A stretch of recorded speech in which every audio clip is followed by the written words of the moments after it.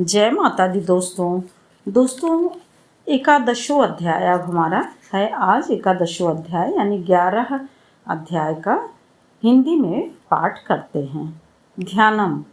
ओम बाल रवि दुतिमिंदु किरीटाम तुंग कुचाम नयन त्रययुक्ताम स्मेर मुखिम वरदांकुश पाशाभीतिकराम प्रभजे भुवनेशी। जिनके अंग की कांति प्रातःकालीन बाल सूर्य के सदृश है, चंद्रमा के मुकुट से उनका मस्तक सुशोभित है। उभरे हुए स्तनों एवं 3 नेत्रों से युक्त मुख पर मंदहास्य, हाथों में वरद अंकुश पाश एवं अभय मुद्रा शोभित हो रहे हैं। ऐसी भुवनेश्वरी देवी का मैं चिंतन करता हूँ। ऋषि ने कहा, देवी के शुभ का बद्ध होने पर इंद्रादि देवता अग्नि देवता को आगे करके कात्यायनी देवी की स्तुति करने लगे। उस समय उन देवगणों की मनोवांछा पूर्ण होने से उनके मुख की कांति चमक रही थी और उस प्रकाश से संपूर्ण दिशाएं आलोकित हो रही थीं। देवताओं ने कहा, शरणापन्न की पीड़ा निवारक देवी, हमारे ऊपर प्रसन्न होइए। संपूर्ण जगत की जननी प्रसन्न हो। हे विश्वेश्वरी, विश्व का त्राण करो। देवी, तुम ही चराचर विश्व की अधिष्ठात्री हो। तुम ही इस जगत की एकमात्र आधारभूता हो, क्योंकि पृथ्वी के रूप में तुम्हारी ही अवस्थिति है। हे देवी, तुम्हारा पौरुष अलंघनीय है। तुम ही जल के रूप में स्थित होकर जगत को तृप्त करती हो। तुम अनंत बलशालिनी वैष्णवी शक्ति हो। इस जगत की कारण रूपिणी परामाया हो। देवी, तुमने ही इस संपूर्ण जगत को मोह में डाल रखा है। तुम्हारी प्रसन्नता पाकर ही लोग पृथ्वी पर मोक्ष लाभ करते हैं। हे देवी, समस्त विद्याएं तुम्हारे भिन्न भिन्न स्वरूप हैं। इस विश्व में जितनी भी नारियां हैं वे सब तुम्हारी ही प्रतिमूर्ति हैं। हे जगदम्बे, तुमने ही इस विश्व को व्याप्त कर रखा है। तुम्हारी स्तुति किस प्रकार हो सकती है। तुम सभी स्तवनीय पदार्थों से परे और परावाणी हो। जब तुम ही सर्वस्वरूपा देवी होकर स्वर्ग तथा मोक्षदायिनी हो, तब इसी रूप में तुम्हारी स्तुति हो गई। तुम्हारी स्तुति के लिए इससे बढ़कर दूसरी और कौन सी बात हो सकती है।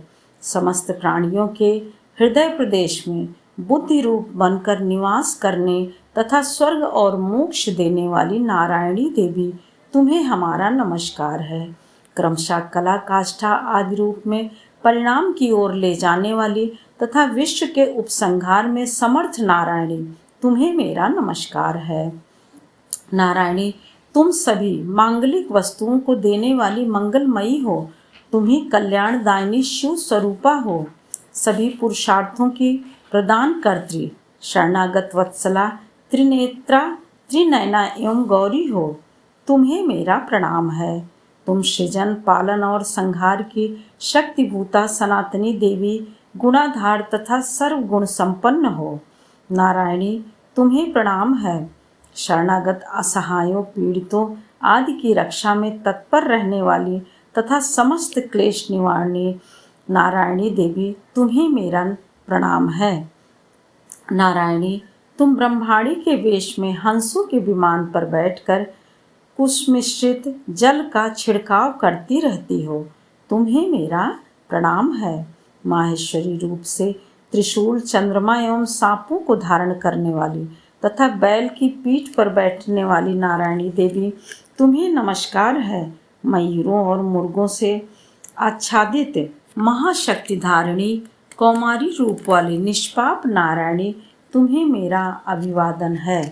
शंख चक्र गदा और शारंग धनुष रूप श्रेष्ठ अस्त्रों को धारण करने वाली वैष्णवी शक्ति संपन्ना नारायणी, तुम प्रसन्न हो और तुम्हें प्रणाम है।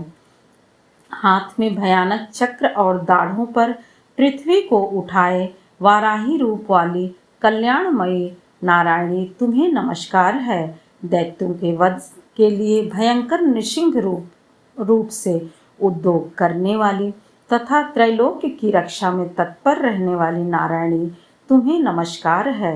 मस्तक पर किरीट और हाथ में महावज्र धारण करने वाले, सहस्त्रों नेत्रों से युक्त होकर उद्दीप्त प्रतीत होने वाले, वृत्तासुर का वध करने वाले इंद्र शक्ति स्वरूपिणी नारायणी देवी तुम्हें नमस्कार है, तुम्हें प्रणाम है।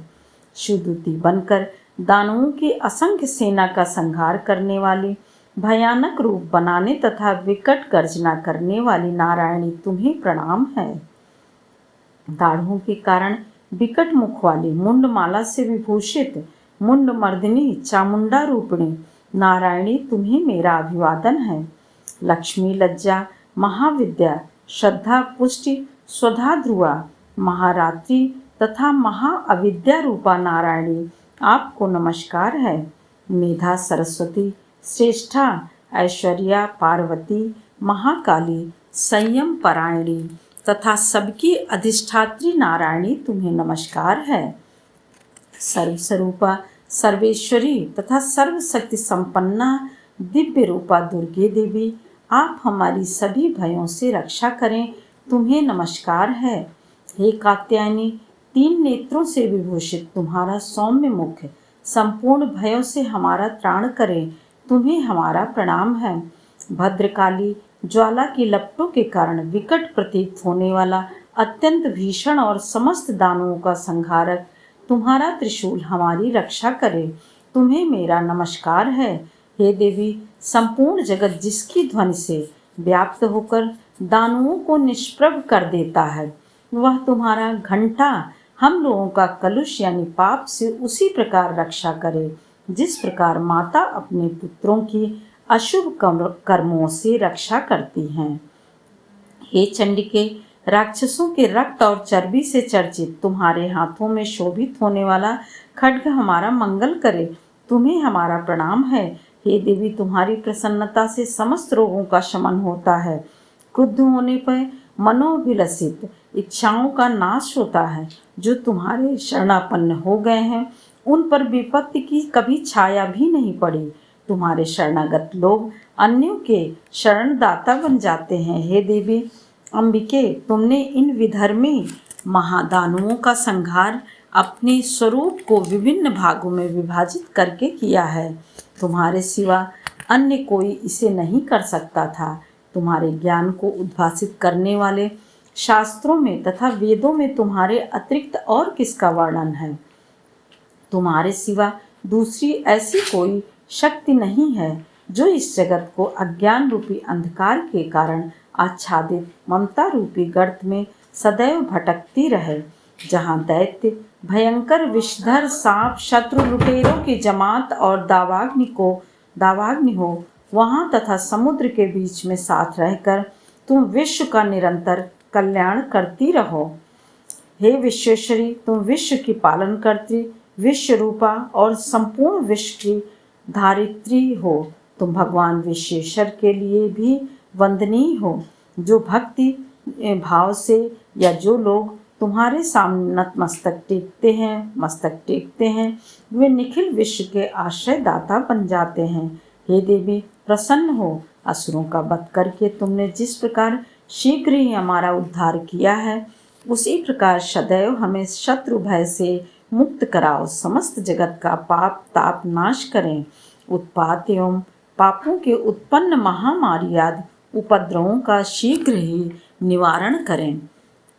परिणाम स्वरूप विश्व की पीड़ा दूर करने वाली देवी, हम तुम्हारे चरणों में नतमस्तक हुए हैं। हमारे पर प्रसन्न हो। त्रिलोकवासियों की आराध्या परमेश्वरी, सब लोगों को वर प्रदान करो। देवी ने कहा, देवों, मैं वर देने के लिए तत्पर हूँ। तुम अपना इच्छित वर मुझसे प्राप्त कर सकते हो। संसार के कल्याण कारक वर को मैं अवश्य ही दूंगी। देवताओं ने कहा, हे सर्वेश्वरी, तुम इसी प्रकार त्रैलोक्य की संपूर्ण विपत्तियों को निवारण करो और हमारे शत्रुओं का क्षय करती रहो। ऐसा सुनकर देवी ने कहा, देवों, वैवस्वत मनवंतर के 28वें युग में शुंभ और निशुंभ नामक 2 अन्य दानवों की उत्पत्ति होगी। तब मैं नंदगोप की पत्नी यशोदा के गर्भ से अवतरित होकर। ऐसा सुनकर देवी ने कहा, देवों, वैवस्तर मनवंतर के 28वें युग में शुंभ और निशुंभ नामक 2 अन्य दानवों की उत्पत्ति होगी। तब मैं नंदगोप की पत्नी यशोदा के गर्भ से अवतरित होकर विंध्याचल में जाकर रहूंगी और उन दोनों दैत्यों का नाश करूंगी। तदंतर मैं पृथ्वी पर भयंकर रूप से अवतार ग्रहण कर वैप्रचित नामक वाले असुरों का संहार करूंगी। उन दैत्यों के भक्षण काल में मेरे दांत अनार पुष्प की तरह लाल हो जाएंगे। तब स्वर्ग में देवता और मृत्युलोक में मनुष्यगण सदैव मेरा स्तवन करते हुए मुझे रक्त दंतिका के नाम से संबोधित करेंगे। तत्पश्चात जब भूतल पर 100 वर्षों तक वृष्टि नहीं होगी और जल का अभाव रहेगा, तब मनुष्यों की स्तुति से मैं भूमि पर आयोनिजा रूप में उत्पन्न होंगी। उत्पत्ति के बाद शत नेत्रों से मुनियों को देखूंगी। तब मनुष्य शताक्षी नाम से मेरा कीर्तन करेंगे। देवताओं, उस समय मैं अपने शरीर से उत्पन्न शाकों द्वारा ही संपूर्ण जगत का भरण पोषण करूंगी। वर्षा न होने तक वे शाक द्वारा ही प्राण धारण करेंगे। ऐसा करने पर पृथ्वी में शाकंभरी नाम से मेरी प्रसिद्धि होगी। उसी अवतार में मैं दुर्गे नामक महादैत्य का संहार करूंगी। इससे मेरा नाम दुर्गा देवी रूप में विख्यात होगा। फिर जब मैं भीम रूपा बनकर मुनियों को रक्षा के लिए हिमालयवासी दानवों को भक्षण करूंगी, उस समय सब मुनिजन भक्ति पूर्वक मस्तक झुकाकर मेरी स्तुति करेंगे। उस समय मेरा नाम भीमा देवी के रूप में प्रसिद्ध होगा।